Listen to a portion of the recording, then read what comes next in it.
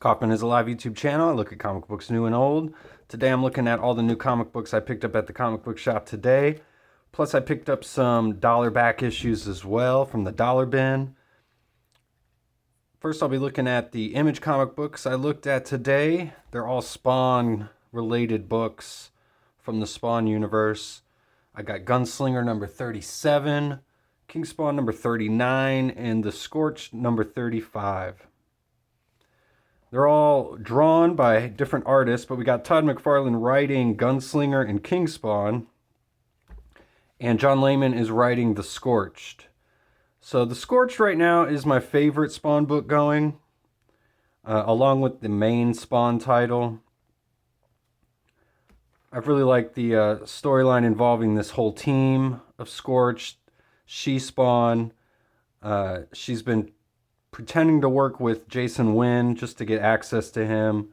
There's been this whole storyline with medieval Spawn.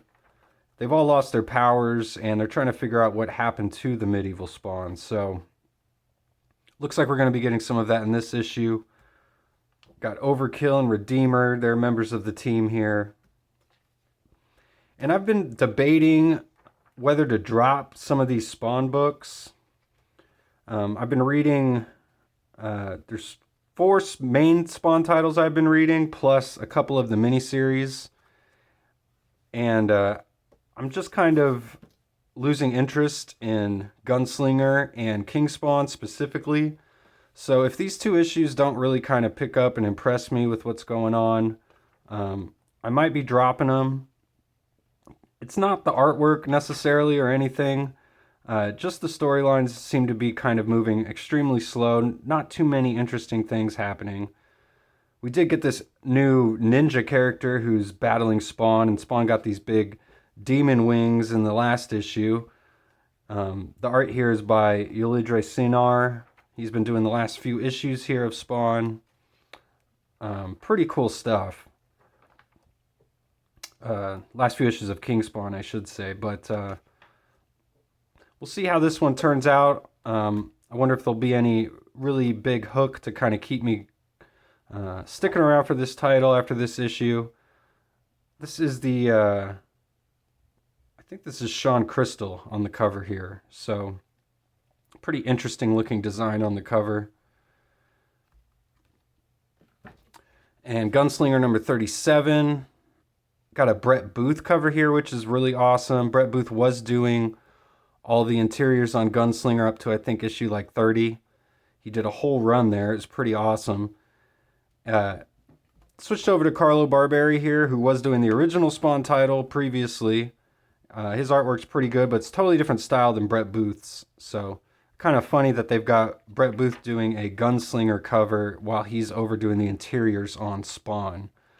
And I've been saying on some of the recent Spawn videos that I've posted, some of the recent reviews, that I think that Brett Booth needs to be doing the covers for Spawn if he's doing the interiors, in my opinion. So, in Gunslinger here, we've got the Gunslinger Spawn. His real name is Javi, and he's been captured by the authorities here, and they're trying to figure out who he is. Looks like he's being taken to jail here finally. There's a subplot going on with Monolith as well. Looks like he might be trying to break him out or something. So, but Gunslinger to me has been my least favorite Spawn title so far. So we'll see how it goes with this issue. Now I'm looking at the Marvel comics I picked up today. First I got XMen number 7, Legacy number 307. This was a $4.99 comic book. All the Spawn titles were $2.99, which is the main reason I've been picking up all of them. But like I said, I've been looking for a few titles to drop. So I've been enjoying all the X-Men titles. I've got a full run on this one so far. As I have a full run on Gunslinger and Kingspawn too, which is kind of what's keeping me going on those. But I've really liked this X-Men title so far. This has been my favorite of the new X-Men titles. Although, I mean, honestly, I haven't been reading all of them. But of the ones I've read, this has been my favorite. Nitho Diaz is doing the interior artworks on this issue. Ryan Stegman is on the cover for this issue. And Jed MacKay's doing the writing here. We're finally getting an explanation of what happened before the X-Men set up camp in Alaska. Looks like we're finally figuring out what Magneto's doing here and why he's in that chair. We know it had something to do with Sentinels, so... And this is the future base of the X-Men here, and looks like they're going to be fighting these Sentinels. We found out in the last issue that there's this little girl who is the cause of all of this, so... Really, man, this page looks really awesome. I've been really loving Nitho Diaz's work ever since I kind of discovered him on the most recent Daredevil Black Armor series, and then the X-Men Era of Apocalypse series. And I've been going back through some of my back issues, and I've seen some other things I've noticed that he's done as well. So definitely one of my favorite up-and-coming artists, if you can call him that. I don't know how old he is or how long he's been working, actually, but he's new to me, so really awesome page there of that Sentinel. Love the detail on that Sentinel. So this looks like a really fun book. Can't wait to read it. I haven't flipped through any of these comic books yet today. I just got back from the comic book store, and I'm flipping through them for the first time with you, so... You're just getting kind of my raw thoughts on them. This is the little girl who the Sentinels are chasing, and her parents hate mutants. Very much like Jubilee in that very first episode of the X-Men, the animated series, I'd say. Kind of compared it to that. Awesome Ryan Stegman cover. With the Ice Sentinel hand coming down on him there. Then I picked up Ultimates number 6. Dennis Camp's the writer. Got Juan Frigeri on art here. Again, I love how they put the full artwork on the interior cover here. This is a $4.99 book as well. I've reviewed every issue of the Ultimates so far on my channel, so you can go check that out if you want to. I've enjoyed the Ultimates so far a lot. I think every issue has been really good. We were introduced to new characters. Here we've got the full team assembled for the first time. Human Torch showing up. I believe this is the android Human Torch, which is awesome to see kind of him being used in this group as opposed to Johnny Storm version. We've got this new Hawkeye character, this new She-Hulk, Wasp, Giant Man, America Chavez, Captain America, Thor, and Lady Sif. So, and Doom as well, which is Reed Richards in this universe. I really like this team. It's a solid team. And in this issue, we've got the Hulk attacking the Ultimates as he vowed to do at the end of the previous issue. Looks like he's going toe-to-toe with She-Hulk here. He's got some sort of fire uppercut punch, it looks like. But this Hulk is a member of the Illuminati, so he's not on the Ultimates team at all. He's working with the Maker. And it looks like he's got his own team here. Wonder if these are any first appearances. Looks like they might be. Not any characters I recognize right off the bat. This looks like an action-packed issue, though, for sure. I'm looking forward to reading this one. This kind of feels like what this has kind of all been building to so far. What is this, issue 6? This is probably the end of the first story arc, so you could probably pick up issues 1 through 6 in a trade, I would imagine, in a month or so. I'd recommend picking this up, reading it all the way through. The issue where we got Doom's origin was fantastic, so... I'll be looking at the DC books I picked up today. Actually, I only picked up one DC book. It's Absolute Superman number 1. It's a book I've really been looking forward to. I've seen lots of videos posted online about this video. I'm spoiler-free so far, so I really have no idea what to expect here. I really liked Absolute Batman. Thought that was an excellent book, so... Years ago, 9 million light years from Earth. Looks like we've got Krypton in its dying days. That's a pretty cool looking splash page there. Got a Superman logo border here. You guys like Superman's new logo? I mean, it's very derivative of the normal Superman logo. Nothing too exciting. I think it's pretty sleek, works well. I like this costume as well. It's a nice updated look.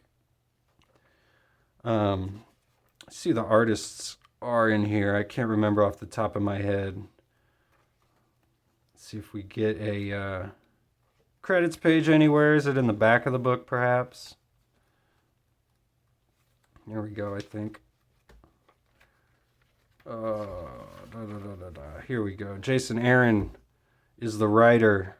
Rafael Sandoval is the artist. Ulysses Ariel is the colorist. And Becca Carey is the letterer. And this issue is titled Last Dust of Krypton. So, and it's a part 1, of course. Pretty thick comic book, though. I think this is probably this is probably about a 38, 40 page comic book, I'd say. Definitely looking forward to reading this. I'll try and have a review out pretty soon of it for sure.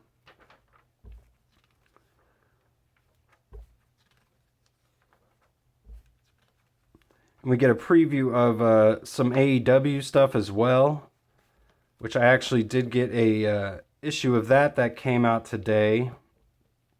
AEW Origins. It's kind of just promoting AEW as it's a WBD product as well as DC Comics, so they're kind of cross-promoting here. Looks like we get little kind of origins of each of the wrestlers.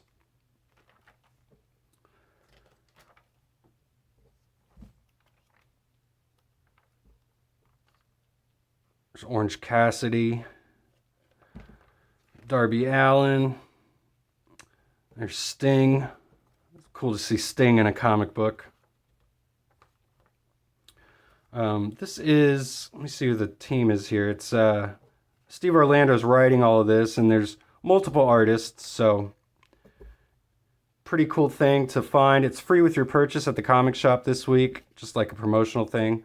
Then I picked up some dollar back issues, just kind of filling out my collection. I got this Alan Davis, Paul Neary cover, Excalibur, number 13. Chris Claremont, I believe, is the writer on this.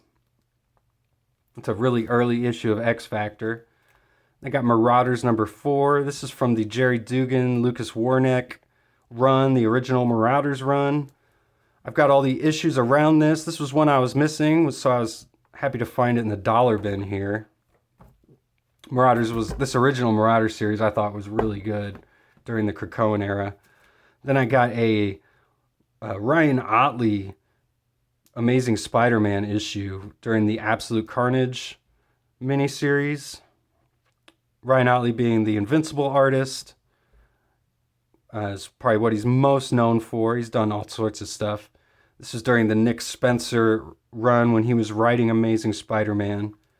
So I've got a couple issues around this as well. I don't have a full run on this Amazing Spider-Man run or anything, but I really do love Ryan Ottley's art, especially his Carnage.